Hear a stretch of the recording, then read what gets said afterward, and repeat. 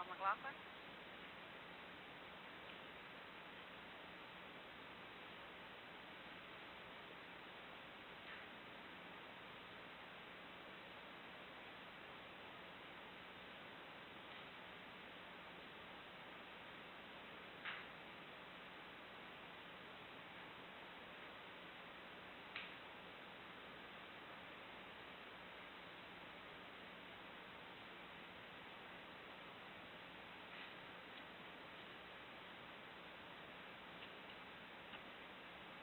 Okay, I'll call this Environmental Services Committee meeting to order. And first thing on the agenda is a delegation.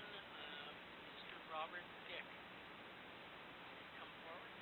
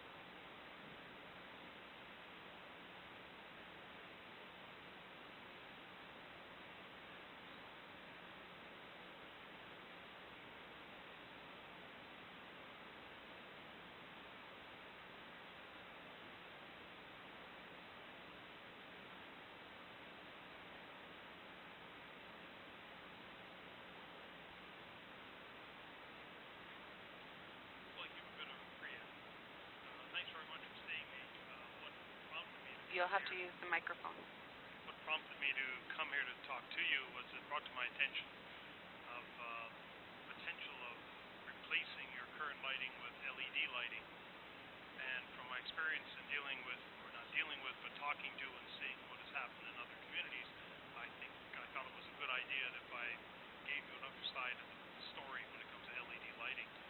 LED lighting is certainly very it's going to be the wave of the future, and my argument is that perhaps the wave hasn't quite hit the beach yet. However, it's something that what I want to tell you is things that are not aren't in the data sheets.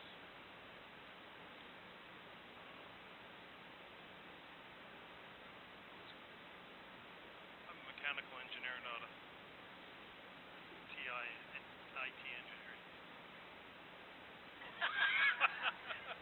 And nice shorts too, Bill.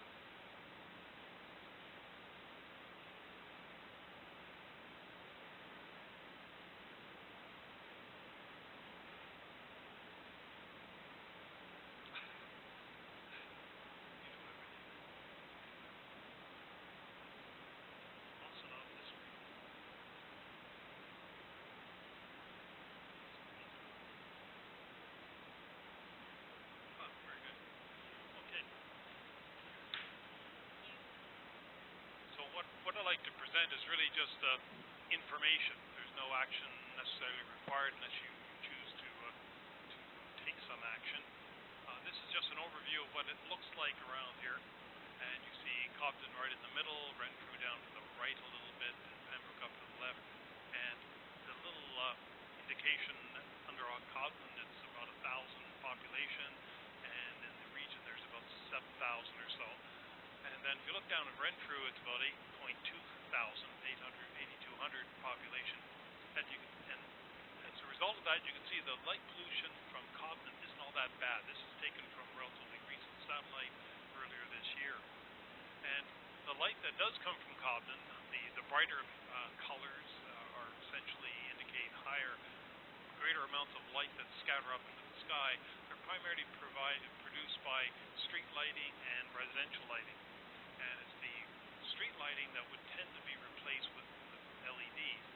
Now, the current lighting you have are decidedly somewhat dated. I don't have any dates as to when they're installed, but just from their general design, they look like they're relatively dated, a few decades perhaps. And this light, the light that shines horizontally out of these fixtures, that tends to scatter off aerosols and dust in the atmosphere and up into the sky, and detected by the satellite. Now, the reason for trying to minimize that is not so much about making the sky dark. Astronomy, there's only about 0.1% of the entire population of Canada that is interested enough in astronomy to buy an article, read an article about astronomy. There's a lot of eye candy associated with it, but it's not really about astronomy so much as about the general environment and also human health as well.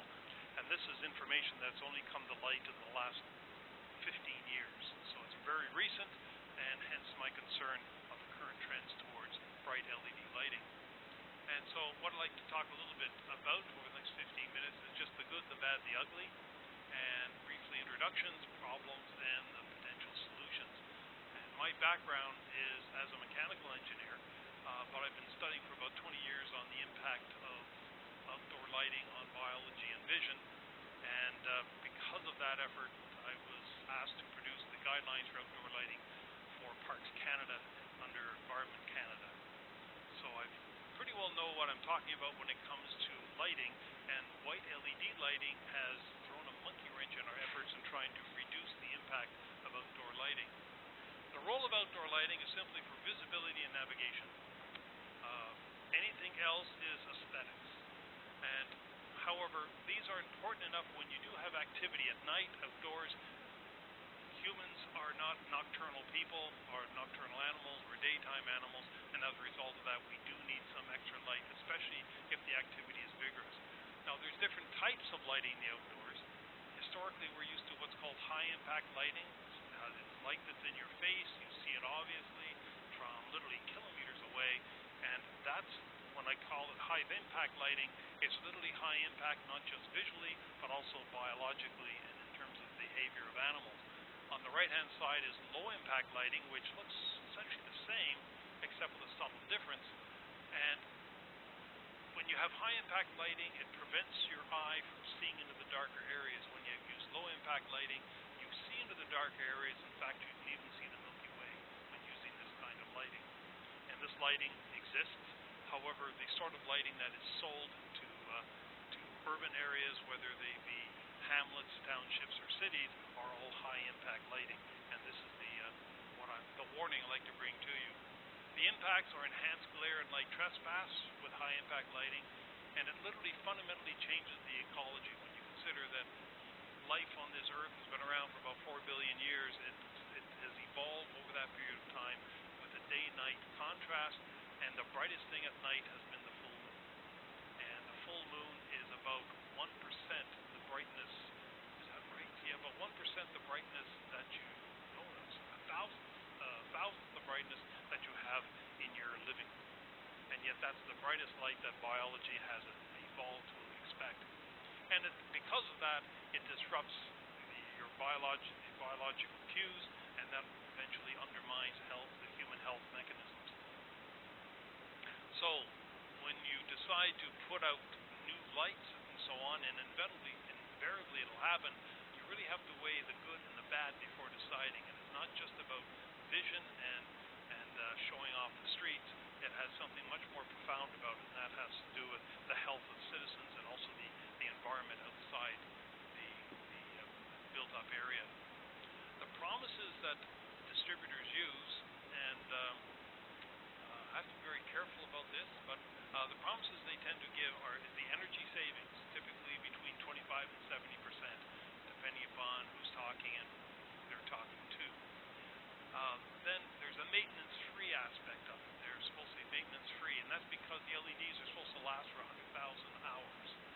And they have what's called full cutoff. They also call them dark sky friendly, and they claim that there's no glare to them or light trespass. And light trespass is the glare, is the irritant that advertise to cut light pollution. And for all these, they're true. However, there are caveats, and only if you do various things, or only if you recognize the limitations of some of these promises. Some of the assumptions: you will save energy. If you're replacing incandescent lights and 20 to 30-year-old high-pressure sodium lamps, you will save energy. If you replace a brand new high-pressure sodium lamp, you will not save energy. They're about the same amount of light per watt when they're, so that caveat is important. Now look, driving around the town, you tend to have relatively old lights, except I think on Wren, I think there's some new full cutoff high-pressure sodium lights inside shoeboxes. No maintenance? Well, that's right. There's no maintenance for the LEDs, but you still have to check your power, your sensors, and clean them. And that's the expense. So that's typical maintenance. How long will they last? Well, they'll last for 100,000 hours if the LEDs are maintained at room temperature. And as soon as you turn the power on, the temperature can go up to 100 degrees centigrade. And that invalidates the lifetime. Full cutoff and glare? Yes, strictly speaking, it's true. However, your eye is about between 3 and 10 times more sensitive to the white light as it is to amber. So even though you're using what would otherwise be a low glare light fixture, the glare can be almost not so much debilitating, but blind you from looking into the dimmer regions. Does it light pollution? Actually, it doesn't. European studies have shown it actually increases light pollution by 30%. The reason for that is because the short wavelength components in the blue light scatter much better or much more than the amber. If you just think back, there's a few gray hairs here that remember amber, fog lights, and so on. Cars, they tend to put white lights now, but the old fog lights cut through the haze and so on. And they do that because they're long wavelength light. Amber is yellow, orange, and red. So the reality is that the LEDs are on the order of 100 degrees centigrade.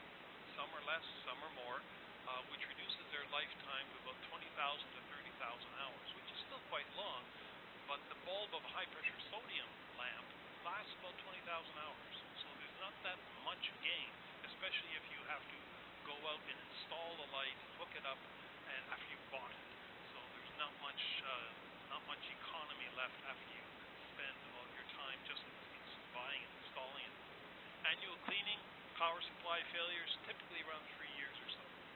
I had one fail within 3 months, and that's because the design is not really designed as well as some of the old ballasts that you have in high-pressure sodium lamps, because they've been around for literally 1 to 2 generations, and they really know how to build them well. Whereas with LEDs, it's a different type of electronics, and it's not reliable as the old ballasts are. And even the ballasts of the old high-pressure sodium lamps tended to fail, I wouldn't say often, but somewhat regularly. You had to budget for them. Enhanced glare and light trespass, you end up getting public complaints. Now, in the case of 2 cities that I've spoken to, there have been a lot of public complaints, but the city officials specifically required delivery of lights that had low glare and no light trespass. And they got what they got. Therefore, there can be no public complaints because they specifically ordered lights that didn't have those. Unfortunately, the lights they got had glare and light trespass. But because in paper they weren't supposed to create this, some of the public complaints were dismissed. So there are no complaints because they've already been dismissed. It's reported in newspapers. However, it's a little more candid, where the public is voicing their concerns. In California, a town called Davis, they bought lights that were supposed to be really great, and the public was so outraged that the city then had to pay $400,000 to replace the lights because the city citizens didn't want them. There's also poor visibility in fog or haze, and this becomes a safety issue. And replacing the new LEDs, there's no energy savings. Sorry, if you're replacing existing new lights, and there's no energy savings, and the only way you can save energy has been done in Ottawa, where they reduce the energy by half, but they illuminated the streets by a half, at a half the level. So of course you're using less energy. And so there are little games that are played, and unless one's aware or thinks about the realistic or the common sense point of view, you tend to forget that. Unfortunately, people in big cities don't necessarily have much common sense. An example is up in the upper right-hand corner. These are demonstration lights that were installed in Huntsville, in Muskoka. And can you see my car? There you go. And look at the side of the cliff that's behind the light. It's not badly well lit. It's just that the light distributes uniformly around the pole, and without a 15-foot or 20-foot pinion to extend it out over the road, which is not cheap change, you literally don't illuminate the other side of the road. So these fixtures weren't all that expensive, but what wasn't included in the price were the tenyons to mount them. And that can be expensive. In some cases up to $400 to $500. The light fixtures cost $200. So the recommendations, if you're going to put an RFP, is to understand that LEDs are not like other light sources. You just can't say, oh, they're offering us lights to replace what we have. Let's go for it, because they're going to do it for free. We just have to sign off all the grants that the government offers. So there's citizen impacts. If you want to minimize those, you literally have to specify no glare. How you do that's buried in the numbers, or no light trespass. So you need very good shielding, and most of the LED lights now don't have that shielding. When it comes to energy savings, it's good to guarantee it. The problem is that most municipalities don't meter their street lights, so they literally don't know how much energy their street lights are consuming. And so if someone comes in and says we're going to half it, great. What was it before and what was it after? You really need to have an as-built before and then an as-built information about how much energy you're using. And then also you should consider health and vision impacts.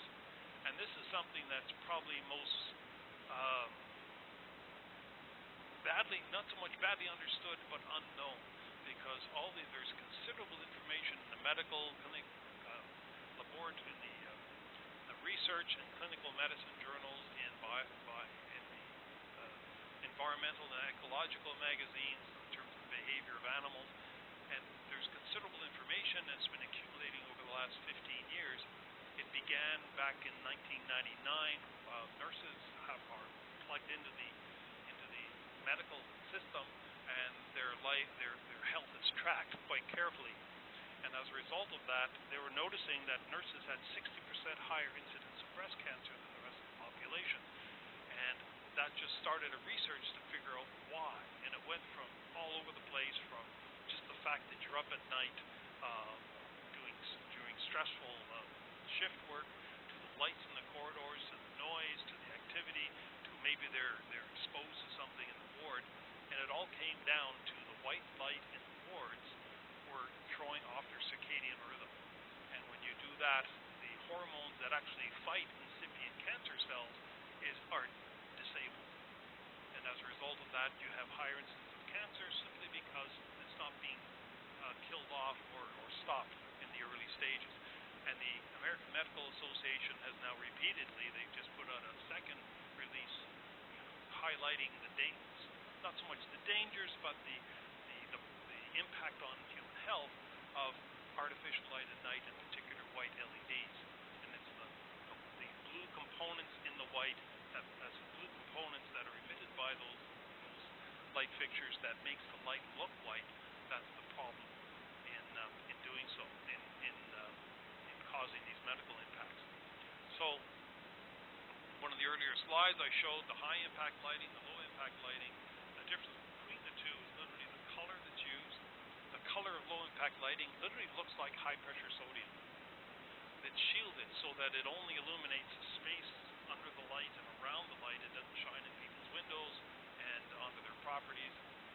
And if the shields are designed right, the optics are designed right, all the light that does go all over the place is now focused on the ground where you want it, and that improves the efficacy of the light fixture. Also, with the shields, you don't have glare, and without the glare, you can actually reduce the brightness by a factor of 2 to a factor of 4. The earlier right-of-way lighting policy that the City of Ottawa had, when they replaced they started moving to replace the drop glass clover lights that I see in a number around here. When they replaced those with flat glass or full cutoff fixtures, they look like clovers are on a significant diet. There was no glare, and as a result of that, they're able to halve the illumination level, and that literally halves the energy that's going into lighting your street. So even by replacing your existing lights with flat glass luminaires, and because of all the LEDs that are moving into cities, there's bound to be a lot of flat glass luminaires that are used that are perfectly good. There's some that were on Carling Avenue. They were only 2 years old, and they replaced them all. Sadly, the brightness in my backyard went up 50% in 1 week because of that. So you've got the brightness is saved right away. It's common sense. If you put out less light, you're going to use less energy. And by putting out less light, you're also putting less light into the environment. And the last one is control. Typically, streets are illuminated for maximum traffic levels, typically high for rush hour. However, after about 10 or 11 o'clock, you're down to on the order of 20% of the daytime traffic. And as a result of that, you just don't need the brightness that you require for high speed, high density traffic at rush hour. So not only when you shield your lights, you can get by with less brightness, which means you save a lot of energy.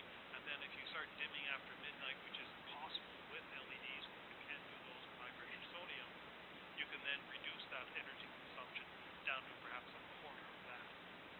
Because most of the night there's nobody making use of them.